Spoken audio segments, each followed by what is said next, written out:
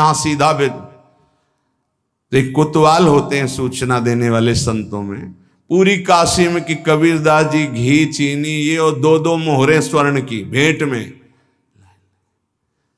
तो जहां कबीरदास जी एक झाड़ी में छुपे भजन कर रहे थे, वहां से कई लोग निकले, बोले धन्य है कबीर जी को, कितना सामग्री उत्साह पूर्वक बांट रहे थे। अरे भाई बोले हम तो सोचा था सामग्री मिलेगी, लेकिन दो दो स्वर्ण मोहरे मिली। कबीरदास जी ने कहा हम तो यहाँ छुपे बैठे हैं, कुछ था ही नहीं, ये कैसे। जब वहां पहुंचे तो वहां लाइन में सब बट रहा था। माँ बड़ी प्रसन्न थी, बच्चा आज तुमने सौदा किस धनी से किया, बहुत माला माल कर दे। वो मुस्कुराए और चुप हो। बड़ा यश फैल रहा था। कबीरदास जी ने विचार किया कि तो वो ठीक नहीं है, ज्यादा यश कीर्ति भीड़ तो फिर भजन में बड़ा विघ्न पड़ेगा। एक चाल चलते हैं जिससे साफ भाग जाएंगे। काशी में परम भाग्यवती वैश्या भी रहती थी, जो काशी में रह रहे, जनकपुरी में थी जैसे पिंगला वैश्या। उनके पास जो ही गए तो खड़ी हो गई दंडवत करके, महाराज आपका दर्शन तो यहां उचित नहीं है, कोई देख भी लेगा तो अश्रद्धा कर लेगा, हम लोग ऐसी नीच मानी जाती है समाज में आप। तो उनका नहीं नहीं, हम तो आए ही आपके सानिध्य की याचना करने।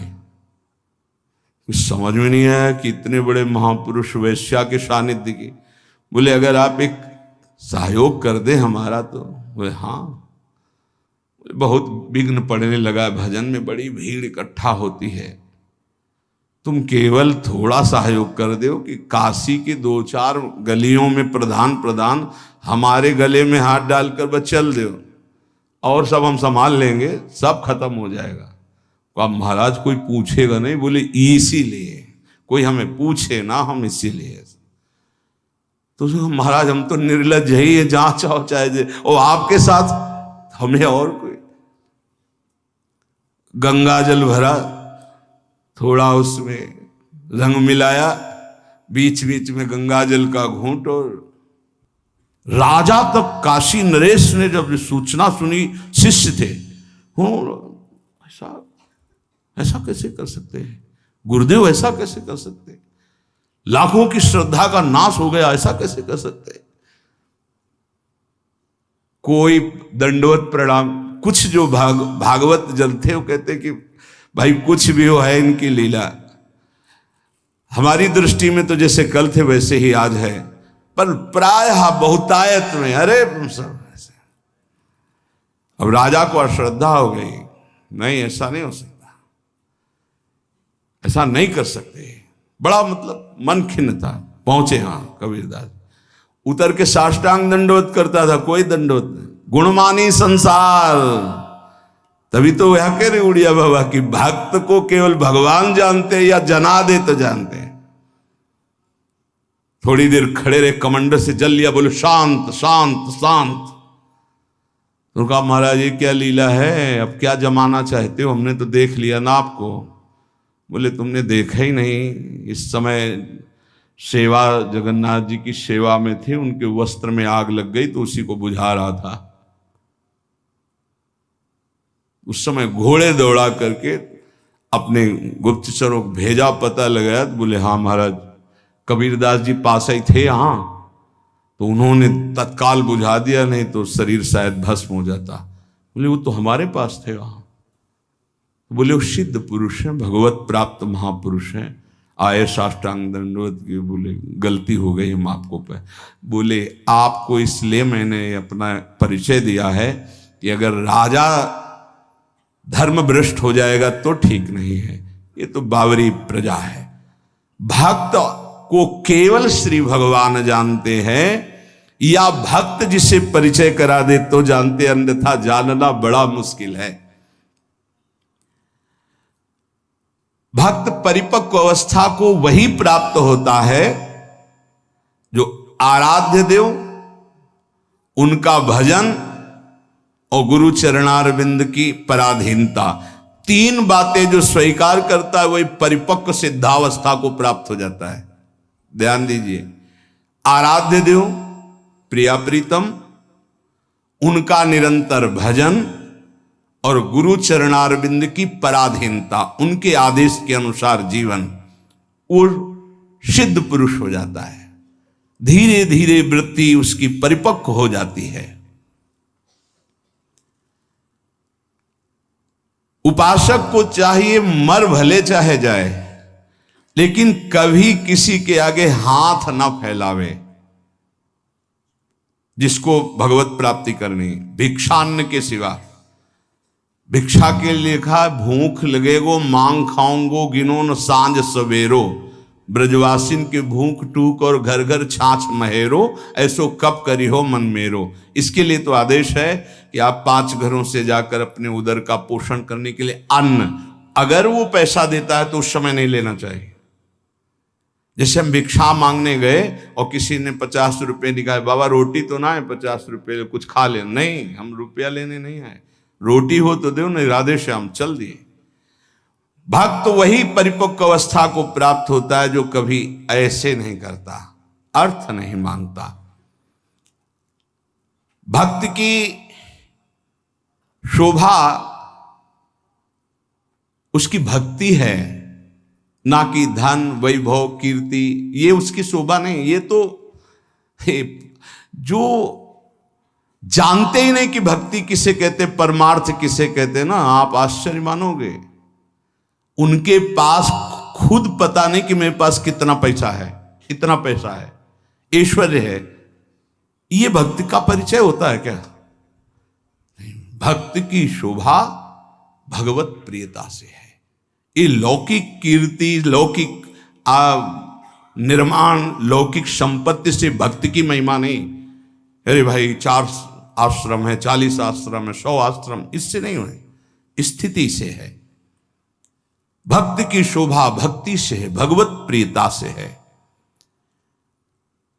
जब ऐसी भक्ति आती है तो भगवान उस भक्त के हाथ का खिलौना बन जाते हैं, भगवान उस भक्त के हाथ का खिलौना बन जाते हैं।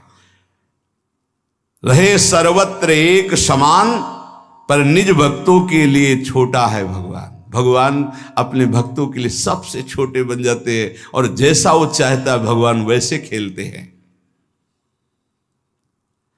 भक्त 3 प्रकार के होते हैं, एक होते सकाम, एक होते निष्काम और एक होते प्रेमी। सकाम भक्त जो भगवान की आराधना लौकिक पारलौकिक भोगों की प्राप्ति के लिए करते हैं। ज्यादा मिठास नहीं इसमें मिठास नहीं होती। सकाम भक्ति में बड़ा कड़ुआपन लगता है जब वृंदावन की भूमि से देखे। अपने बेटे को जब भोजन पवाते हो तब क्या कामना होती है तुम्हारे अंदर?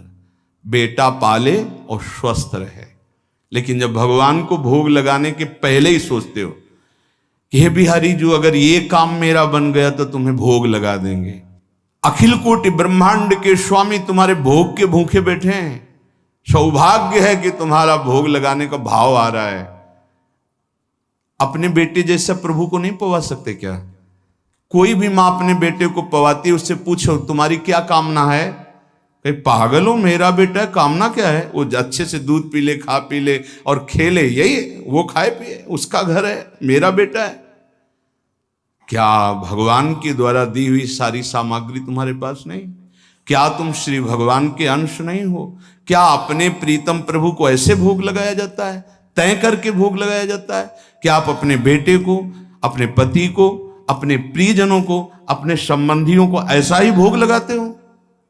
नहीं, कोई कामना नहीं होती और दुलार करके परोस परोस के पवाते हो कि जितना अधिक पाले मेरा बेटा अच्छा है। तो मेरे प्रभु तो सकामता में मिठास नहीं होती, एक लेन देन का व्यापार होता है, उसको प्रभु से कोई प्रियता नहीं होती, इसीलिए खास कोई बात नहीं हुई। बस इतना ही भगवान की महिमा है कि वो इनको भी उदार कह रहे हैं कि जो अर्थार्थी आर्त है, जिज्ञासु है, ज्ञानी है, उसमें आर्त और अर्थार्थी भी उदार ही हैं, क्योंकि वो मेरे से मांग रहे हो। वो भगवान की उदारता है। क्या इसमें कोई स्वाद नहीं लगता, छरछराहट सी लगती है अंदर। आपको फूल बंगला बनवा देंगे, आप हमारा ये काम कर दो। अरे जिनके एक संकल्प से अनंत ब्रह्मा तड़प रहा है औषधि, अब पात्र नहीं देखना, उसकी औषधि करा। अर्थ देना है, व्यवस्था करना है तो देखना है ये हमारे अर्थ का सदुपयोग यहां होगा या दुरुपयोग होगा। कानपुर की एक बहुत धनी माताजी नैमिषारण्य पूज्य स्वामी नारदानंद सरस्वती जी, उनके पास गए। ऐसे महामहिम बहुत ज्ञानी महापुरुष थे, बड़े ही सिद्ध चमत्कारी महापुरुष। एक बार उनको संगोष्ठी में पहुंचना था तो बैठे हुए थे, गाड़ी फेल हो गई। वो जीप जिसे कहते, जीप उस समय चलती थी, पर्दा लगे, वो जो महिंद्रा ऐसे कुछ नाम, ऐसे जीप चलती, वो रास्ते में बंद हो गई। अब वहां कई किलोमीटर तक कहीं कुछ सुधार का नहीं, और स्वामी जी को ठीक समय पे पहुंचने का अभ्यास था। समय बहुत, जो संत जन होते अपने समय का तो दंड लिए हुए थे। उनका स्टार्ट करो, बोले बहुत बार स्टार्ट करने का प्रयास किया, नहीं स्टार्ट हुआ। ऐसे दंड स्पर्श किया मशीन, बोले स्टार्ट करो, साहब ले स्टार्ट हो गई। नारायण नारायण, लक्ष्य में जहां पहुंचे दंड आया, मशीन बंद, उतरे प्रवचन किया। सत्य ऐसे सिद्ध महापुरुष जड़ वस्तु में भी संकल्प से, जब चबूतरा चल सकता है तो गाड़ी कैसे नहीं चल सकती। भजन का एक अद्भुत प्रभाव होता है। उनके पास 1 रुपया, और कहा महाराज मैं गरीब हूं, 1 रुपया से चाहते हो आपके नैमिषारण्य में जितने आश्रम में, किलोमीटर में आश्रम है, वो सब संत पाए, ऐसा हो सकता है? उनका हाँ माता जी बिल्कुल हो सकता है। भंडारी को बुलाया, बोले 1 रुपया। उस समय नमक 1 रुपये का 5 किलो मिलता था, वो जो टोरा वाला नमक होता है, 1 रुपये का 5 किलो नमक मिलता था। 5 किलो नमक में तो पूरा नैमिषारण्य का भोजन बन जाएगा। 5 किलो नमक तो थोड़ा पड़ा। बोले एक नमक लाओ 1 रुपये का, और सब भंडार में सब्जी दाल सब में नमक इन्हीं माता जी का पड़ेगा। माता जी आप भी प्रसाद पाएगा। पाया, प्रसाद पाने के बाद का थोड़ी भेंट देना चाहती है। तो उनका आप तो कहती थी गरीब है, हमारे पास 1 रुपया, भेंट तो दे दिया। बोले नहीं, वो तो केवल आपकी महिमा और स्वभाव को देखना चाहती थी कि आप कहीं फटकार कर मुझे भगा देंगे, 1 रुपया कोई भेंट होती है, ऐसा कहेंगे। और दूसरा प्रभाव कि आप 1 रुपये का क्या सदुपयोग करेंगे जिससे सब संतों के मुख में चला जाए। तो दोनों बातों में हमारा हृदय इस बात से कि अब हम जो देना चाहती हैं वो अधिकार है। कई करोड़ रुपए उन्होंने, क्योंकि बहुत धन्यवाद, ये पात्र देख करके उसका प्रयोग, अर्थ का दुरुपयोग कहीं ना हो जाए, ऐसे पात्र देख करके। अगर हम वृंदावन स्थान वसनासनाद्यैर यह सेवतेशौ वसयेत तदीशौ, यदि ऐसे निष्किंचन श्री कृष्ण रस निमग्न एकांत सेवन करने वाले महात्माओं की सेवा करते हैं, वस्त्र भोजन शय्या वास आदि की, तो कह रहे हैं प्रिया प्रीतम को वो वशीभूत कर लेता है। ये श्लोक के अनुसार है। अन्यथा पूरे जप से हितधाम से यहां तक के प्रवचन, इस विषय की चर्चा भी नहीं होती। ये दान पुण्य का यहां हमारा कोई महत्व नहीं है। हमारा महत्व है मन को प्रिया प्रीतम में लगाओ, राधा राधा जपो, सबसे बड़ी बात यही है। अब ये प्रसंग है इसलिए इसकी चर्चा हो रही, इसका महत्व नहीं। ये मत समझा जाए कि ये कोई खास महत्व की बात है। खास महत्व की बात है एक एक श्वास प्रभु में अर्पित करके राधा राधा राधा ऐसा निरंतर समय को व्यतीत करें। भगवत प्राप्त महापुरुषों के वचन, जो सच्चा भक्त होता है उसमें 6 गुण अपने आप दिखाई देते हैं। ध्यान दीजिएगा, भगवान के मार्ग में चलने वाले सच्चे भक्त में ये 6 गुण दिखाई देते हैं। क्या? पहला, वो सदैव परहित में ही रत होता है, स्वसुख वांछा उसमें नहीं होती, उसका मन और इंद्रियां उसके अधीन होती। जिसका मन अधीन नहीं है वो महाठग है। ये हम महापुरुषों के वचन बोल रहे हैं। जिसका मन अधीन नहीं है वो महाठग है। दैवी संपत्ति को चुरा करके आसुरी संपत्ति को प्रकट करना, इस मन रूपी महाठग का प्रभाव है। जिसका मन अधीन नहीं है वो आसुरी संपत्ति वाला है। नाना प्रकार से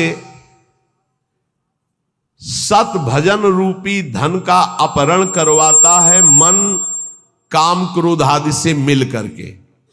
इसलिए जो भक्त होता है सबसे पहले इस महाठग को अपने अधीन करता है, मन को। उसकी हर बात का अनादर करके सदगुरु की बात से इस मन को वश में किया जाता है, मन की बात का अनादर करके। और जो मन के अनुसार चलता है वो स्वयं महाठग अपने को ठगा करके ऐसे कार्य करता है जिससे पछताना पड़े। तो भक्त का पहला लक्षण है मन विजयी, स्वसुख वांछा का त्यागी, पहला लक्षण है इसमें जो वर्णन कर रहे हैं। दूसरा है भक्त मृत्यु विजयी होता है, मन विजयी, इंद्रिय विजयी, और दूसरा मृत्यु विजयी। वो हर समय सच्चिदानंद भगवान के चिंतन में इतना निमग्न रहता है कि उसके अंदर से मृत्यु का भय खत्म हो जाता है, मरने का भय खत्म हो जाता है। मन और इंद्रियां अधीन और मृत्यु के भय से मुक्त, भक्त का लक्षण। जिए काल बस ना परे, समुझ जियाए शरण ते डरत ना काल डर, शुद्ध भक्त का लक्षण। तीसरा, सदैव गुरुदेव और भगवान के अनुकूल ही कार्य करने वाला, जिससे गुरुदेव की आज्ञा पालन और भगवान की प्रसन्नता हो, उसके अलावा कोई भी अन्य कार्य उस भक्त के द्वारा नहीं हो सकते। अर्थात तस्मात् शास्त्रम प्रमाणन्ते कार्याकार्यो व्यवस्थितो, उसके आचरण साधुता के अनुकूल, गुरु के अनुकूल, शास्त्र के अनुकूल, भगवान के अनुकूल। श्री कृष्ण अनुकूलेन प्रतिकूलस्य वर्जनम, प्रतिकूलस्य वर्जन, प्रतिकूल को त्याग दिया, विसर्जनम पूर्ण रूप से त्याग दिया। पहला है मन और इंद्रियों को वश में करने वाला। अगर मन और इंद्रियों को वश में नहीं किया तो महाठग होगा, क्योंकि मन बहुत ठगी है। वो सारी देवी संपदा को चुराकर आसुरी संपदा प्रकाशित करता है, इसलिए उसका स्वभाव ठगी हो जाएगा। जो मन और इंद्रियों को वश में नहीं किया, ठगी का मतलब पाखंड, बाहर से बड़ा और अंदर से पोला, अंदर से वही काम क्रोध लोभ मोह मद की प्रवृत्तियां, वही धन, वही भोग वासनाएं। बाना कुछ और है और आचरण कुछ और है। दूसरा है मृत्यु पर विजय प्राप्त की, मृत्यु के भय का नाश हो गया, वही भक्त है। पहला लक्षण शरणागति में आता है निर्भय, मृत्यु का भी भय खत्म हो गया है। तो जो साधक है वो चल रहा है, लेकिन वो मृत्यु से थोड़ी डरता है, वो तो चल रहा है प्रभु की तरफ। और जो प्रभु का भक्त हो चुका है उसके अंदर मृत्यु का भय कैसे होगा। तीसरा, भूल न दे कुमारक पाऊं, गुरु और इष्ट के प्रतिकूल आचरण बन ही नहीं सकता भक्त के द्वारा। वो सदैव गुरुदेव की आज्ञा और इष्ट देव की प्रसन्नता पर ध्यान रखकर कार्य करता है। चौथा, सदैव देखता रहता है कि मेरे गुरुदेव, मेरे इष्ट देव मुझे देख रहे हैं, मैं जो भी आचरण कर रहा हूं मेरे गुरुदेव देख रहे हैं, मेरे इष्ट देव देख रहे हैं। एक शिष्य बनने के लिए दो लोग गए, गुरु ने दोनों को तरबूजे दिए, कहा एक तुम जाओ ऐसी जगह से अमनिया करो जहां कोई देख ना रहा हो, ऐसी जगह जाके काटो जहां कोई देख ना रहा हो। एक आए, थोड़ी देर में काट के बैठ गए, बोले उसको भी आ जाने दो। शाम तक घुमा, लौट के ऐसे ही पूरा रख दिया, जिससे अमनिया की हुई बैठे थे, उनसे पूछा कि तुम बहुत जल्दी आ गए अमनिया करके, कहाँ? बोले प्रभु एक ऐसे एकांत स्थल में गया, आसपास देखा कोई नहीं था, चिड़िया भी नहीं थी, वहां से काट के ले आए। अच्छा, आप क्यों नहीं शाम तक घूमते रहे? बोले प्रभु मुझे कोई ऐसा स्थान नहीं दिखाई दिया जहां आप